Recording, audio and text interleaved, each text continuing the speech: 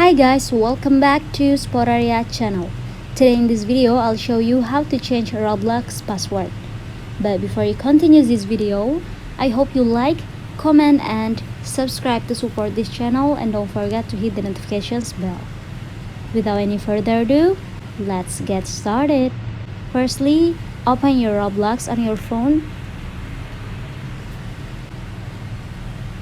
And after, tap on the three dots button at the bottom right. Now you just have to go to the settings, scroll it down to find that, and tap on settings here. After, go ahead to account info, and under username you will see the password, and now you just have to tap on an edit icon near the password. And in the first column, you have to type your current password, and in the column below, your new password. Now confirm your new password, and after that, tap on update button.